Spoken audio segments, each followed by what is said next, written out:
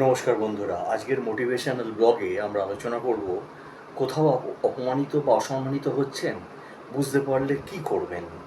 কেউ আপনাকে অসম্মান বা অপমান করলে কি করা উচিত। আমরা প্রায় সবাই জীবনের কোনো না কোনো সময়ে অসম্মান কিংবা অপমানের মুখোমুখি হই। শুনতে হয় নানা নেতিবাচক কথা, এতে অনেকে মানসিকভাবে ভেঙে পড়েন। নেতিবাচক এসব কথা অনেক সময় কাছের মানুষজনের কাছ থেকেই বেশি শুনতে হয়। এমন পরিস্থিতিতে কি করবেন, তাই না? তাই প্রথম কথা হলো, অতি ভাবনা ঝেড়ে ফেলুন। নিয়ন্ত্রণ করুন নিজের আবেগকে। আবেগ নিয়ন্ত্রণ করতে পারলে অস্বস্তিকর পরিবেশ আপনি সহজেই মোকাবিলা করতে পারবেন। তবে হ্যাঁ, এই ধরনের পরিস্থিতি মোকাবিলার সময় আপনাকে অবশ্যই শান্ত, স্থির ও আত্মবিশ্বাসী থাকতে হবে।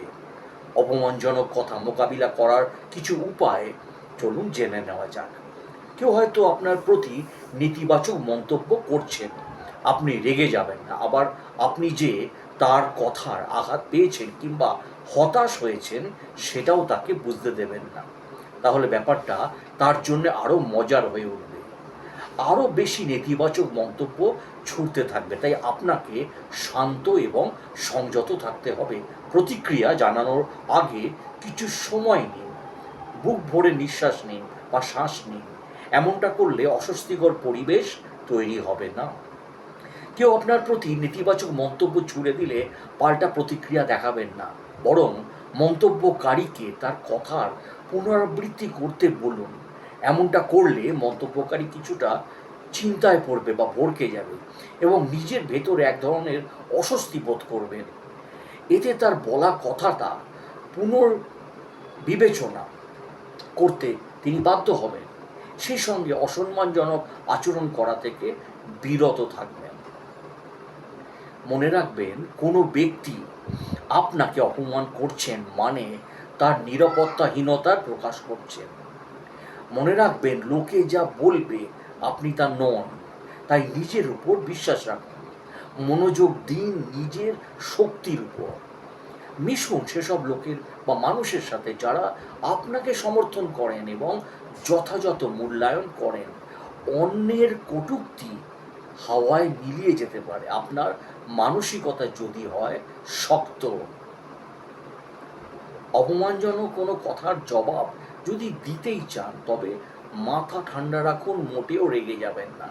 জবাব দিন শান্ত থেকে, আত্মবিশ্বাসের সঙ্গে, দৃঢ়ভাবে। যদি তাকে বলতে পারেন, আপনি যা বললেন সেটা আমার কিন্তু ভালো লাগেনি, তাহলে দেখবেন আপনাদের পরবর্তী কথাবার্তায় শ্রদ্ধা থাকবে, পরিস্থিতি আরও ঘোলাটে হবে না। কেউ আপনাকে বারবার অপমান করলে দ্বিধা না করে তাকে সরাসরি জিজ্ঞেস করুন, বলুন, আপনি কি আমাকে অপমান করার চেষ্টা করছেন?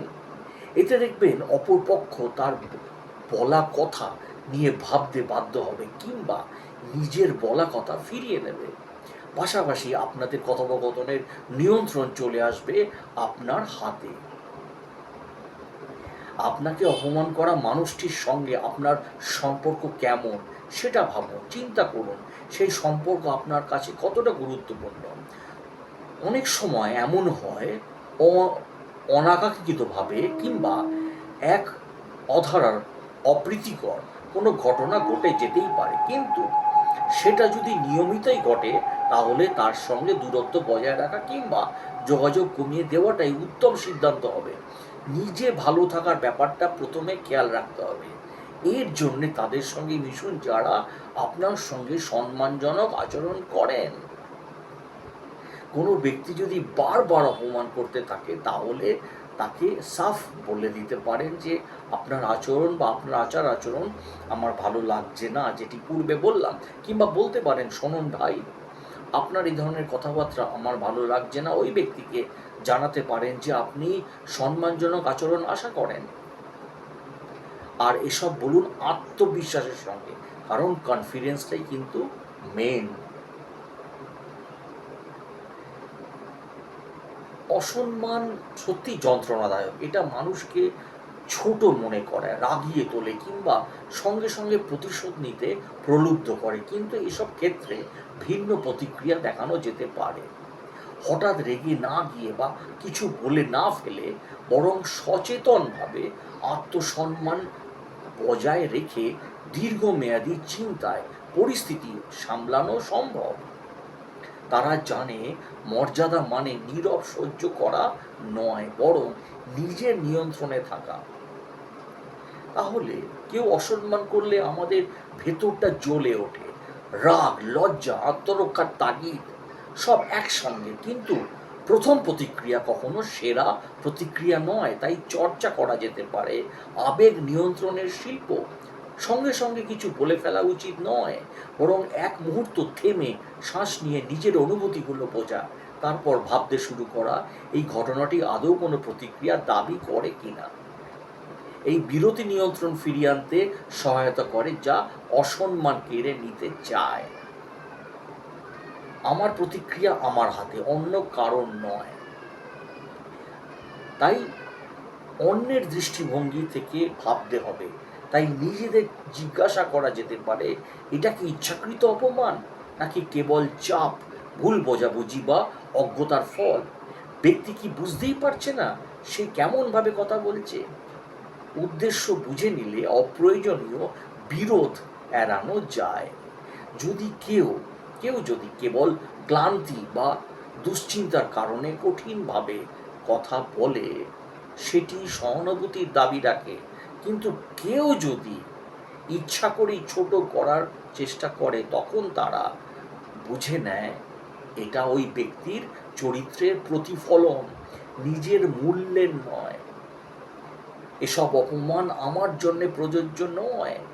সীমারেখা বা বাউন্ডারিজ হলো মানসিক সীমানা, যা আমাদের আবেগকে রক্ষা করে। বারবার অপমান সহ্য করলে মানুষ ধরে নেয় সেটা সহনীয়। তাই শান্ত কিন্তু দৃঢ়ভাবে জানিয়ে দেওয়া উচিত কোনো আচরণ গ্রহণযোগ্য নয়। বলা যেতে পারে, আমার সঙ্গে এভাবে কথা বললে ভালো লাগে না। যখন শান্তভাবে আলোচনা করা যাবে তখন বলুন। কাউকে নিয়ন্ত্রণ নয়, শুধু স্পষ্ট করে দেওয়া কিভাবে সম্পর্কটা টিকবে। সম্মান কোনো অনুরোধ নয়, এটা প্রাপ্য। আমরা অনেকেই জেতার নেশায় পড়ি, অন্যকে ভুল প্রমাণ করেই যেন আত্মসম্মান ফিরে পেতে চাই বা ফিরে পাই। কিন্তু এটাই অহংকারের ফাঁদ। নিজের মর্যাদা অন্যের স্বীকৃতির উপর নির্ভর করে না। ছোটোখাটো বিতর্কে না জড়িয়ে বরং নিজের শান্তি অক্ষুণ্ণ রাখো। কখনো কখনো চুপ থাকা যুদ্ধ জয়ের চেয়েও কিন্তু শক্তিশালী। তুমি আমার সম্পর্কে যা ভাবো তা আমাকে সংজ্ঞায়িত করে না। মানব আচরণ সাধারণত পুনরাবৃত্তিমূলক। একবারের অসম্মান ভুল হতে পারে, কিন্তু বারবার হলে সেটি একটা প্যাটার্ন। আর এই প্যাটার্নগুলো নজরে রাখতে পারেন। অপমান নিয়ে ভাবনায় ডুবে না থেকে বরং মনে রাখা ওই ঘটনা এক ধরনের তথ্য। কেউ যদি বারবার অসম্মান করে, সেই অনুযায়ী সম্পর্কের ধরন বদলানো যেতে পারে। যোগাযোগ কমানো, নির্ভরশীলতা হ্রাস বা সম্পূর্ণ দূরত্ব তৈরি করা। এটা প্রতিশোধ নয়, এটা আত্মরক্ষা। বন্ধুরা, তোমার আচরণ বলে তুমি কে, আমি কে তা নয়। সবশেষে সবচেয়ে কঠিন কাজটি নিজেকে নিয়ন্ত্রণে রাখা, মানে আবেগ নয়, মূল্যবোধের উপর ভিত্তি করে সিদ্ধান্ত নেওয়া।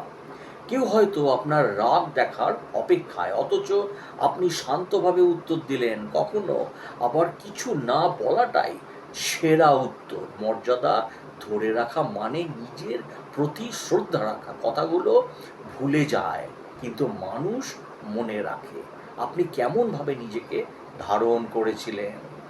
আমার মর্যাদা কোনো ক্ষণিকের জয়ের চেয়ে অনেক বেশি মূল্যবান। তাই সচেতনতা, জনসমক্ষে অপমানের প্রতিক্রিয়া আর একান্ত আলাপের প্রতিক্রিয়া কিন্তু এক নয়। এটা মনে রাখতে হবে বন্ধুরা। একান্তে হলে সরাসরি বিষয়টা তুলে ধরা যায়, কিন্তু অন্যদের সামনে হলে সংক্ষিপ্ত, ভদ্র, কৌশলগত প্রতিক্রিয়া দেওয়া যেতে পারে। পরে ব্যক্তিগতভাবে বিস্তারিত কথা বলে নেওয়া। কিছু মানুষ কেবল নাটক চায়, তাদের এই আনন্দটা না দেওয়াটাই কিন্তু সেরা প্রতিক্রিয়া। কখন, কোথায়, কীভাবে প্রতিক্রিয়া জানাবো তা আমি ঠিক করব। অসম্মানের মুখে পড়লে নীরবে তা সহ্য না করা, আবার তার মানে প্রতিশোধ নেওয়া নয়।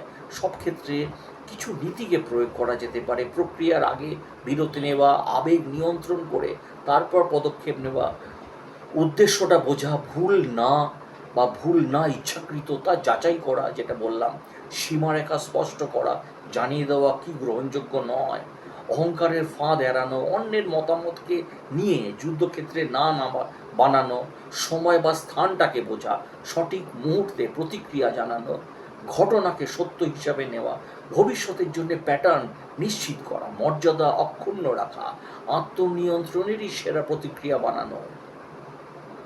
আবেগ নিয়ন্ত্রণ আপনাকে তাড়াহুড়ো করে বলা অনুতাপজনক কথার হাত থেকে রক্ষা করে, অপ্রয়োজনীয় ঝগড়া এড়ায়, স্পষ্ট সীমারেখা অন্যদের শেখায় আপনাকে কিভাবে আচরণ করতে হবে, অহং থেকে মুক্ত থাকা আপনার মানসিক শক্তি অক্ষুণ্ণ রাখে, পরিস্থিতি সচেতনতা এটা নিশ্চিত করে যে আপনার প্রতিক্রিয়া যেন ফলপ্রসূ হয়, প্যাটার্ন চেনা আপনাকে বারবার আঘাত থেকে রক্ষা করে, আত্মনিয়ন্ত্রণ সময়ের সঙ্গে সঙ্গে অন্যদের কাছ থেকেও শ্রদ্ধা আদায় করে নেয়। আর শেষ পর্যন্ত অসম্মান কখনো কখনো হয়ে ওঠে এক ধরনের ছদ্মবেশী উপহার। হ্যাঁ, এটা দেখিয়ে দেয় যে কে আসলে কেমন মানুষ, আপনাকে দেয় আত্মনিয়ন্ত্রণ অনুশীলনের সুযোগ, আর মনে করিয়ে দেয় আপনার মূল্য কখনোই অন্যের আচরণ দ্বারা নির্ধারিত হয় না। নিজের মতো থাকুন, লোকে আপনাকে পছন্দ করুক বা না করুক তাতে আপনার কিছু যায় আসে না। অপমানিত হওয়াটা একটা ব্যক্তিগত ব্যাপার, কিন্তু মানুষ এটাকে একটা বিশেষ সুবিধার মতো ব্যবহার করছে আজকাল। আর মতভেদ থাকা স্বাভাবিক, কিন্তু অসম্মান করা নয়। যারা আপনার মনোবল ভেঙে দিতে চায় তাদের থেকে নিজেকে দূরে রাখুন। আপনার জীবনে ইতিবাচক মানুষদের আসার জন্য জায়গা তৈরি করুন। আপনার আবেগগুলো যুক্তিসঙ্গত, কিন্তু সেগুলোর প্রতি আপনার প্রতিক্রিয়া কতটা যুক্তিসঙ্গত সেটা চিন্তা করুন। আবেগ ক্ষণস্থায়ী এবং সেগুলোর জন্যে সবসময় প্রতিক্রিয়া প্রয়োজন হয় না। এই মুহূর্তে কোনটা গুরুত্বপূর্ণ তা স্থির করুন, অতিরিক্ত দায়িত্বকে না বলুন। আপনি যদি আপনার জীবনে অগ্রাধিকার ঠিক না করেন তবে অন্য কেউ তা করবে। সাধারণ কথাবার্তাগুলোকে বুদ্ধিদীপ্ত আলাপে পরিণত করাই মূল চাবিকাঠি। বিশ্বাস, স্বাচ্ছন্দ্য ও পরিচিতি গড়ে তুলতে এগুলো ব্যবহার করুন। ঘাবড়ে যাবেন না, শান্ত থাকুন। আপনার পরিস্থিতি আপনাকে ততটুকুই সংজ্ঞায়িত করে যতটুকু আপনি তাকে করতে দেন। পরিস্থিতিটা দেখুন, একটা গভীর শ্বাস নিন আর তার পেরিয়ে যান। নিজের জন্যে গর্ববোধ করুন, ওরা চেষ্টা করেছিল কিন্তু আপনি ফাঁদে পা দেননি। দেখুন তো আপনি কিভাবে আপনার নতুন মানসিকতাকে আঁকড়ে ধরে আছেন। শোনো, জীবন চলতেই থাকবে, উত্থানের পর পতন আসবেই। এগিয়ে চলো, তুমি যত বেশি মেনে নেবে তোমার কষ্ট তত কম হবে। নিজের মনকে অনুসরণ করো এবং প্রক্রিয়ার ওপর বিশ্বাস রাখো। যদি লোকজনের আশেপাশে থাকাটা আপনার জন্য অসহনীয় হয়ে মনে হয় তাহলে বাড়ি চলে যান, বিশ্রাম নিন।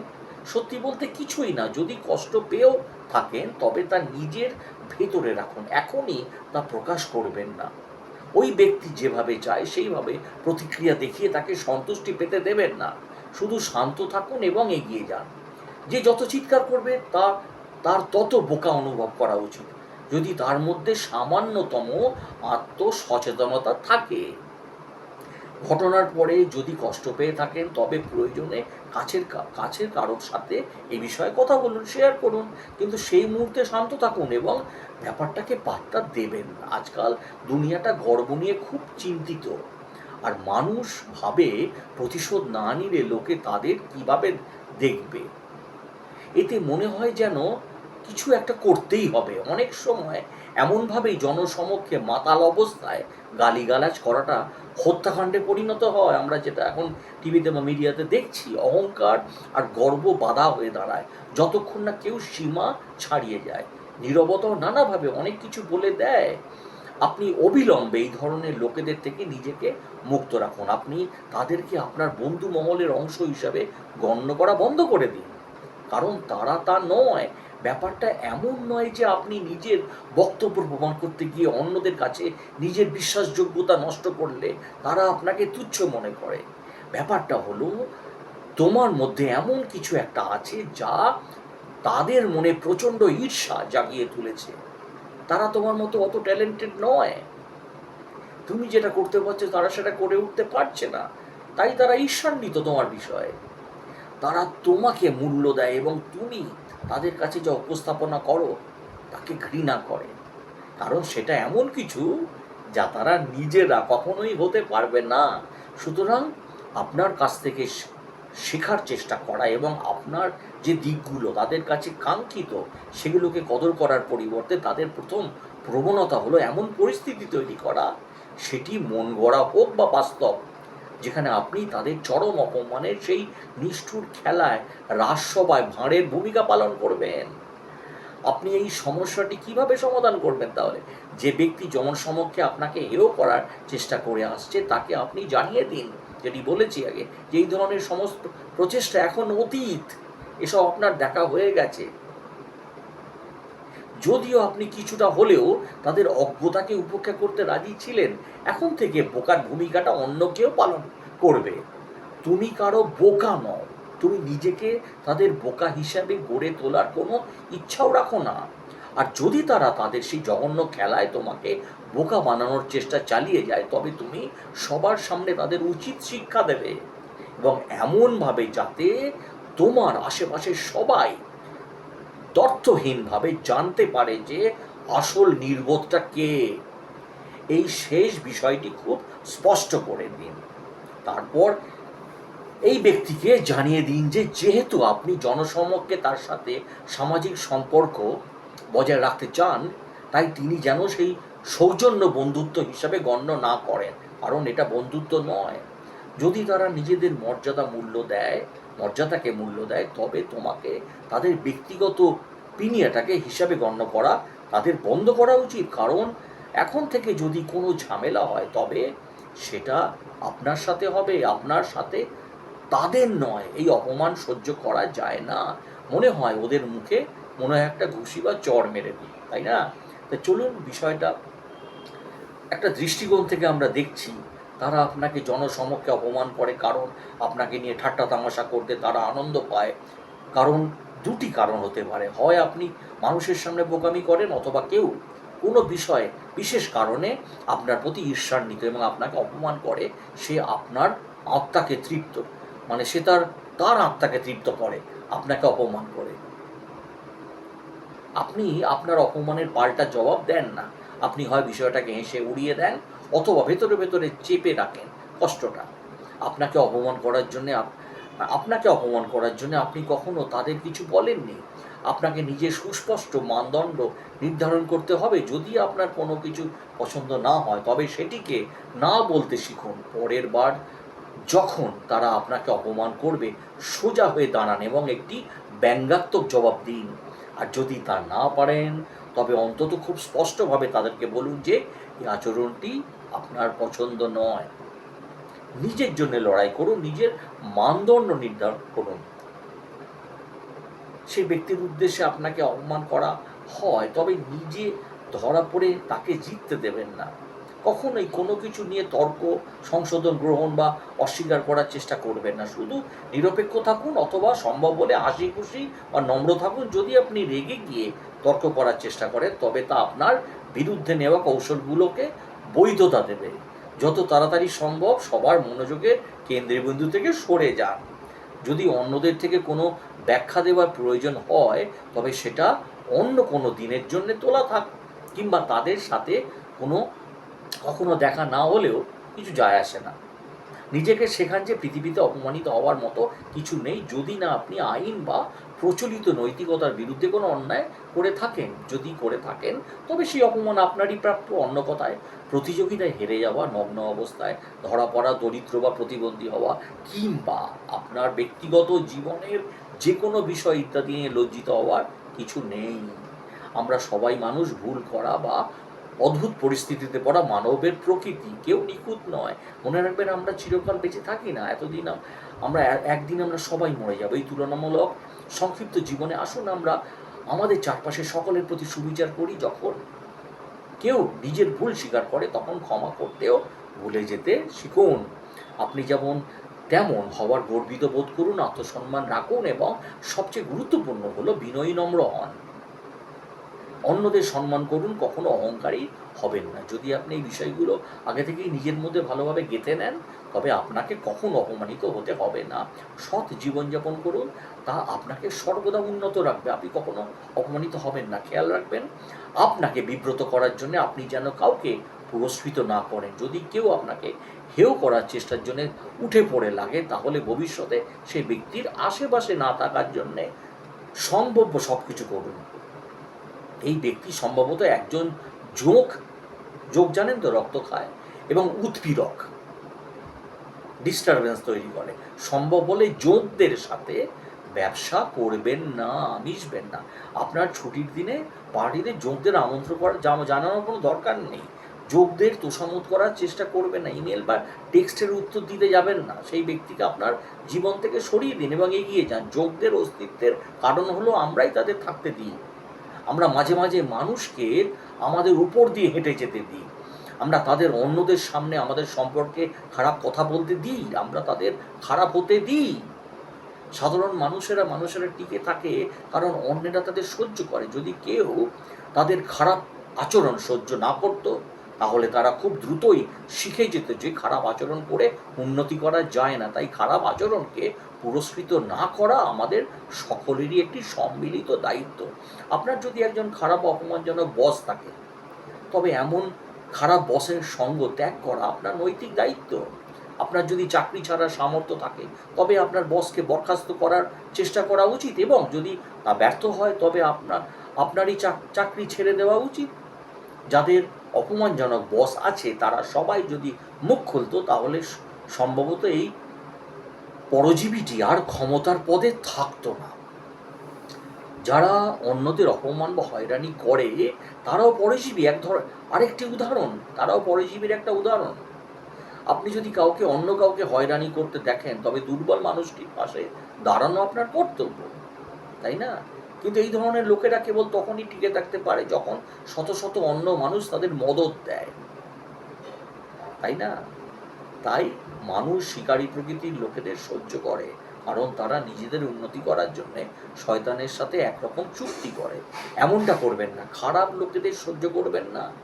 খারাপ লোকেদের বিরুদ্ধে লড়াই করা আপনার নৈতিক দায়িত্ব। এর মানে এই নয় যে আপনাকে প্রকাশ্যে তাদের বিরুদ্ধে লড়াই করতে হবে। আপনি তাদের অজান্তেই গোপনে তাদের বিরুদ্ধে লড়তে পারেন, কিন্তু আপনার তাদের বিরুদ্ধে লড়া উচিত।